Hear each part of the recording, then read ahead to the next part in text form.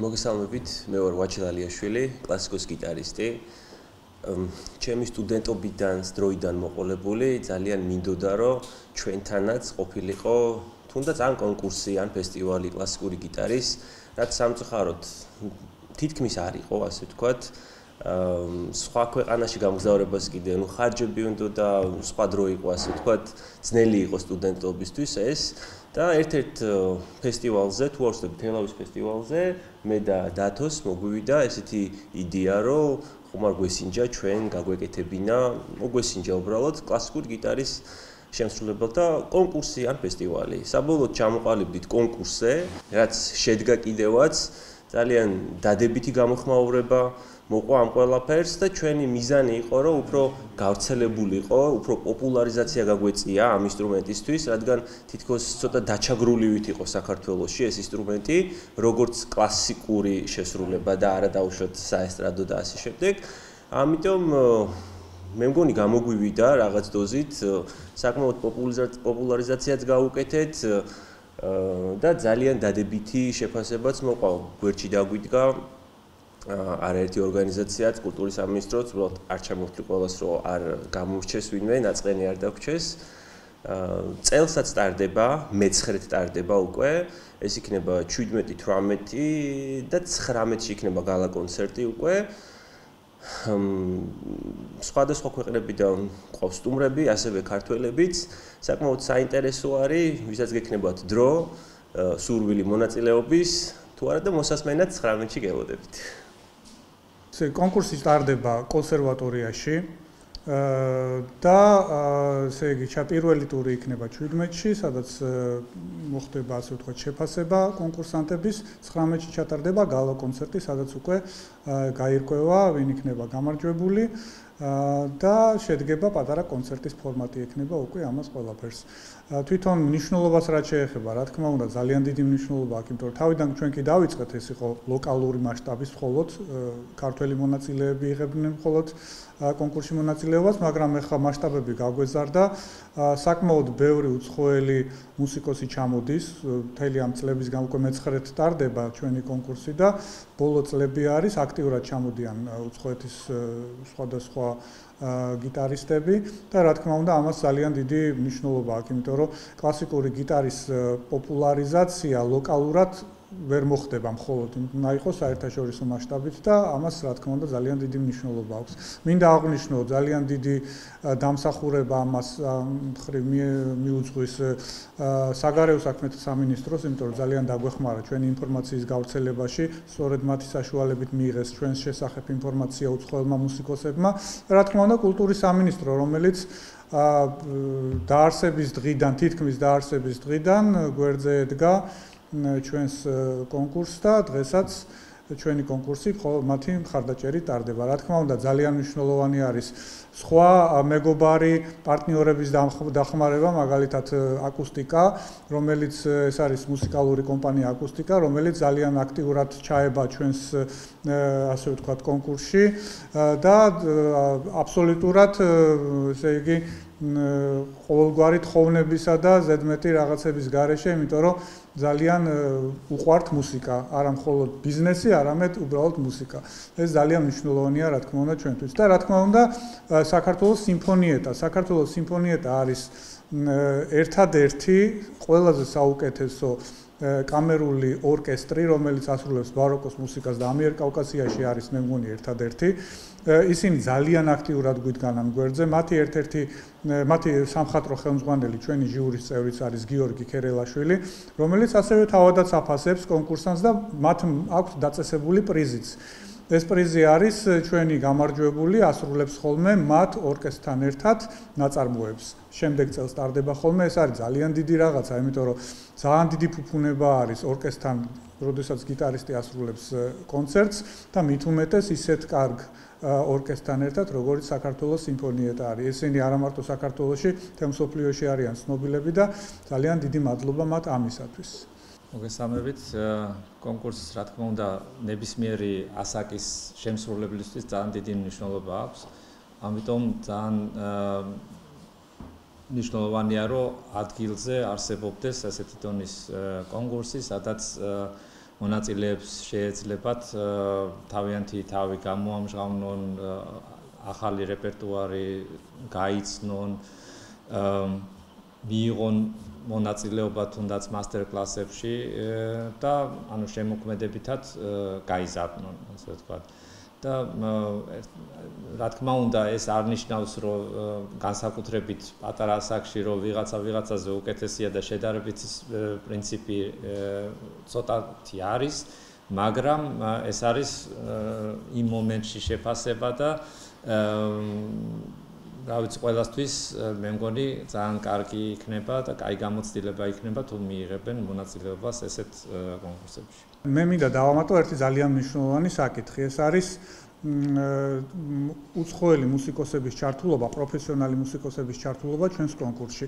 რა თქმა უნდა, ჩვენ ძალიან გვინდა, რომ ჩვენს გიტარისტებთან ერთად ისეთი პროფესიონალები გამოდიოდნენ, რომლებიც ძალიან მაღალი დონის არიან, იმიტომ რომ ეს წარმოაჩენს რამდენად საჭირო არის კიდევ განვითარება და მუშაობა და ეს იქნება ერთგვარი სტიმული ჩვენი მუსიკოსებისთვის, მაგრამ ამისათვის ძალიან მნიშვნელოვანი არის ფინანსური მხარდაჭერა. ჩვენ ძალიან გვჭირდება ისეთი კომპანიების თუ საზოგადოების მხარდაჭერა, რომელიც დაგვეხმარება ჩვენ ისეთი ფინანსური ანაზღაურობა, პრიზები, რაც ჩვენ გვაქვს ხოლმე დაწესებული, ისეთი იყოს ადეკვატური, რომ მათ დაფარონ არა მარტო მათი ტრანსპორტირების ხარჯები, არამედ მათი აქ ცხოვრების ხარჯები. ეს რა თქმა უნდა ძალიან ისეთი არის, მცირე არ არის, რა თქმა უნდა, იმიტომ რომ მაგალითად აგერ მცირე ხნის წინ საუბრობდით, რომ გიტარის ტრანსპორტირებას ცალკე ბილეთი ჭირდება.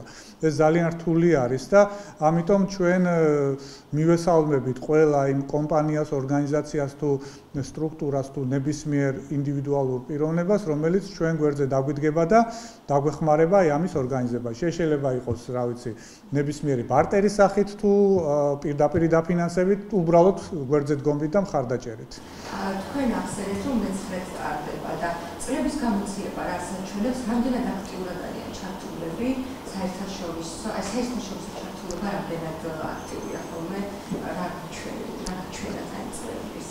რა თქმა უნდა, გაიზარდა ჩვენი ცნობადობა უცხოეთში, თუ კი ადრე 2-3 ადამიანი ჩამოდიოდა უცხოეთიდან პირველად, როდესაც ჩავატარეთ და საერთაშორისო გახდა, დღეს გაცილებით უფრო მეტი ჩამოდის და მინდა გითხრათ, რომ უცხოელი მუსიკოსი უფრო მეტი იღებს ახლა წლევანდელ კონკურსში მონაწილეობას, ვიდრე ქართველი. მე ეს რა თქმა უნდა შეიძლება რაღაც დოზით მიხარია კიდევაც, მაგრამ უფრო ვისურვებდი, რომ ქართველ მუსიკოსებს უფრო აქტიურად და უფრო მეტი განაცხადი შემოსულიყო, მაგრამ არა უშავს ეს ზომიერი არის, ნორმალური არის, გაისად იმედი მაქვს, რომ დაინახავენ როგორ ტარდება, რა ტარდება, ამას ჩვენ ყველაფერს ვიწერთ, ვიღებთ, ამას დავდებთ აუცილებლად საზოგადოებისათვის და ძალიან დიდი იმედი მექნება, რომ გამოვიდნენ, მათთვის ეს იქნება ძალიან დიდი პლატფორმა იმისათვის, რომ თავისი თავი წარმოაჩინონ. ეს არ არის მხოლოდ ის, რომ აი მე ვჯობი ვარ თუ ის ჯობია, ეს არის გამოცდილება, უზარმაზარი გამოცდილება, რომელსაც ისინი მიიღებენ. და წელს რამდენი კონკურსანტი არის დარეგისტრირებული? წელს დარეგისტრირებული არის 12 კონკურსანტი და ზუსტი რაოდენობა არ მინდა დავასახელო, იმიტომ რომ ჟიურის წევრების ხედან მათ რაც უფრო ნაკლები ეცოდინებათ კონკურსის წევრების მონაწილეების შესახებ, მით უკეთესი არის, იმიტომ რომ ობიექტური უნდა იყოს ჩვენი ჟიური. ანუ 18-ში შაბათს 14 საათიდან კონკურსის ფარგლებში ჩავატარებ მასტერ-კლასებს მონაწილეებისთვის და არა მარტო მონაწილეებისთვის, მსურველებისთვის, რომელთაც შეუძლიათ მიმართონ კონკურსის ორგანიზატორებს, თუ ამის სურვილი ექნებათ და ანუ 2 საათიდან იქნება მასტერ-კლასები. სამნი ვართ, 2 გიტარისტი, ერთი კიდევ ორკესტრის სამხატვრო ხელმძღვანელი, სიმფონიეტას სამხატვრო ხელმძღვანელი, რომელიც ასევე არჩევს თავიანთვის სასურველ მუსიკოს, ვისთანაც ერთად შემდეგ წელს უკვე ეს პრიზი გადაეცემა, ასე ვთქვათ, ორკესტრთან ერთად დაკვრა, რაც ძალიან შთამბეჭდავი პრიზი არის ნებისმიერი მუსიკოსისთვის ორკესტრთან ერთად დაკვრა, იმიტომ რომ ეს საკმაოდ დიდ ფინანსებთან და ხარჯებთან არის. საკმაოდ კარგი პრიზი არის. დამეთანხმება ალბათ ყველა მუსიკოსი ამაში. პროფესიონალურად ჩაიწერა. და რაც მთავარია, საავტორო სტუდია ასევე პროფესიონალურად ამ ყველაფერს წერს. ანუ ამისი აუდიო ვერსია იქნებათ, ესეც ასევე ძალიან კარგი საჩუქარი არის გამარჯვებულისთვის. ხო, ისინიც თავიანთ სასურველს, ხო, თავიანთ სასურველ მუსიკოსს, ვისაც ჩათვლიან საჭიროდ, მათთვის ვინც იქნება უფრო მისაღები, ასევე ერთ პრიზს გადასცემენ. ათი შენ სამეთქი? ხო, რა ვთქვა, ხო. ორი სიტყვა. ხო, მე მინდა ძალიან დიდი სურვილი მაქვს, რომ აი ხა რაც ჩვენ ჩამოვთვალეთ აი ეს პრიზები და ყველაფერი, ხო? მე მინდა რომ სტიმული იყოს იმ ადამიანებისთვის, რომ არა მარტო ეს არის მომენტია, რომ სიტყვაზე კონკურსში მიიღოს მონაწილეობა, ეს არის ასევე დაინტერესება ფინანსურით, პრიზის სახით, სხვადასხვა საჩუქრების სახით და ასევე საშუალება ექნებათ, რომ ეს ჩანაწერები კონდეთ, მათ შეინახონ ან გაავრცელონ, ეს ყველაფერი უფასოდ იქნება და მათ ექნებათ საშუალება, რომ დადონ სხვადასხვა სოციალურ ქსელებში, რაც თანამედროვე საზოგადოებას ძალიან უყვარს. დიდი მადლობა და მეორე თემას შევეხოთ, ასევე წიგნთან დაკავშირებით, კლასიკური მუსიკის ჩაწერასთან დაკავშირებით არის. ხო, მოგვიყევით რას ეხება და როდის გამოიცა და მითხარით ყველაფერი წიგნში. კი ბატონო, ძალიან დიდი მადლობა. ესე იგი, მე დაახლოებით 20 წლის განმავლობაში ვიწერ კლასიკურ მუსიკას და ეს დაგროვილი გამოცდილება, ინფორმაცია, რაც მე გამაჩნდა, გადავწყვიტე, რომ გადმომეცა და გამეზიარებინა სხვებისათვის, ამას აქვს სხვადასხვანაირი დანიშნულება, არა მარტო ის, რომ მხოლოდ მე მინდა გაუზიარო ვიღაცას რაღაცა, არამედ ეს არის ნაშრომი, თეორიული ნაშრომი იმისათვის, რომ სხვა ხმის რეჟისორებს, მუსიკოსებს უფრო მეტად დაეხმაროს ჩაწერების პროცესში. ჩაწერის პროცესი ეს არის განსაკუთრებული მოვლენა, ეს არ არის კონცერტზე გამოხვიდე და დაუკრა, მას განსაკუთრებული მომზადება ჭირდება. და კლასიკური მუსიკას რაც შეეხება, ეს არის განსაკუთრებული სფერო. ეს არ არის სტანდარტული ჩაწერის პროცესი, რომელიც მაგალითად დღეს ისწავლება ჩვენთან ქვეყანაში. ჩვენ ძალიან კარგი სკოლები გვაქვს, სადაც ასწავლიან კლასიკურ ჩაწერას, ჩვეულებრივ ჩაწერას, სტანდარტული მუსიკის ჩაწერას, მაგრამ კლასიკური მუსიკის ჩაწერა ეს არის სხვა სფერო, მას სხვა ტექნიკური ცოდნა ჭირდება, სხვა მონაცემები ჭირდება აბსოლუტურად და სწორედ ამისათვის არის ეს კლასიკური მუსიკის ჩაწერის ხელოვნების ასპექტები. არის ორ ენაზე, ქართულად და მეორე მხარეს არის ინგლისურად დაბეჭდილი, ორ მხრივად. და მე დარწმუნებული ვარ, რომ ძალიან წაადგება ეს წიგნი მუსიკოს შემსრულებლებს, პროფესიონალ ხმის რეჟისორებს და ასევე უბრალოდ მოყვარულებსაც, იმიტომ რომ წიგნი არ არის მხოლოდ პროფესიონალებისთვის, ის იკითხება ჩვეულებრივი მუსიკის მოყვარულებისთვისაც ძალიან მარტივად და გაიგებენ რა ხდება სცენის მიღმა, რა პროცესებს გადიან მუსიკოსები და ხმის რეჟისორები იმისათვის, რომ მათ მიაწოდონ მაღალი ხარისხის ჩანაწერები. არა მარტო ტერმინოლოგია, აი მაგალითად იქ რაღაცა ტექნიკური დეტალები არის, რომელიც საერთოდ არ ჭირდება მუსიკის მცოდნეს, რომ იცოდეს, მაგრამ არის ისეთი ფორმით გადმოცემული, რომ მათთვის შეიძლება უფრო საინტერესო გახდეს ნაწარმოებების მოსმენა, როდესაც გაიგებენ, მაგალითად კინოს რო იღებენ, კინოს უყურებ, მაგრამ არ იცი როგორ ხდება მისი სპეც გადაღება. ბევრისთვის საინტერესოა მაგალითად როგორ მუშაობს ოპერატორი, როგორ მუშაობს რეჟისორი და ასე შემდეგ. ასევე არის აქაც ხმის რეჟისორი არის მონაწილე იმ შესრულებისა, როდესაც ხდება ნაწარმოების ჩაწერა.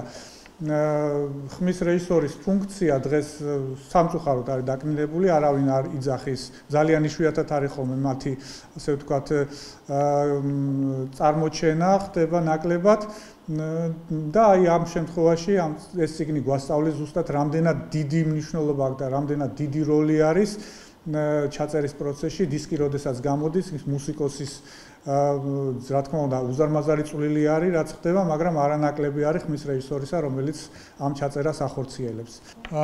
მუსიკის ჩაწერაზე საკმაოდ ვრცელი ლიტერატურა არსებობს, ზოგადად კლასიკური მუსიკის ჩაწერაზეც, მაგალითად ტექნიკურად როგორ გავმართოთ მიკროფონი, როგორ დავდგათ, მაგრამ აქ უფრო მეტად საუბარი არის თეორიულ ნაწილზე და ფილოსოფიურ და ფსიქოლოგიურ ნაწილზე. რა მნიშვნელობა აქვს ზოგადად მუსიკის ჩაწერას, კლასიკური მუსიკის ჩაწერას?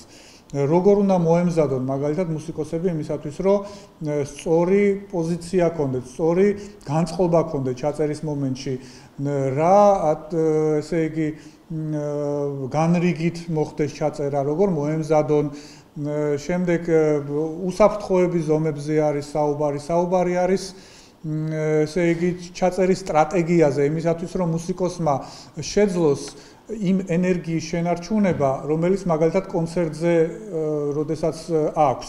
იმიტომ რომ კონცერტზე დაკრული მუსიკა განსხვავდება სტუდიაში დაკრული მუსიკისგან. იქ მსმენელის ენერგია სხვანაირად მოქმედებს და აქ არის ახსნილი, როგორ შევინარჩუნოთ, როგორ მოხდეს აი ამ ენერგიის შენარჩუნება, რომ ჩანაწერშიც იყოს და ჩანაწერშიც ჟღერდეს ემოციურად. ეს არის ძალიან მნიშვნელოვანი, იმიტომ რომ მუსიკა არ არის მხოლოდ ნოტების შესრულება, ეს არის ემოცია სხვანაირად მუსიკის გადმოცემა იქნება ცარიელი და აბსოლუტურად არაფრის მომცემი. ამიტომ მე ვფიქრობ, რომ ეს ძალიან სასარგებლო წიგნი იქნება ზოგადად არა მარტო ხმის რეჟისორებისთვის, ყველა მუსიკოსისთვის, რომელიც აპირებს მუსიკის ჩაწერას. შეიძლება დამწყებიც იყოს, შეიძლება პროფესიონალიც იყოს. ბევრმა იცის, მაგრამ შეიძლება ასე ჩამოწერილი, ასე დალაგებული არ ჰქონდეს და გამოადგეს. და აი ეს არის ეს ყველაფერი ახსნილი და განმარტებული. ტირაჟი მცირე არის ჯერჯერობით გამოსული, ხოლო 200 ცალი არის დაბეჭდილი.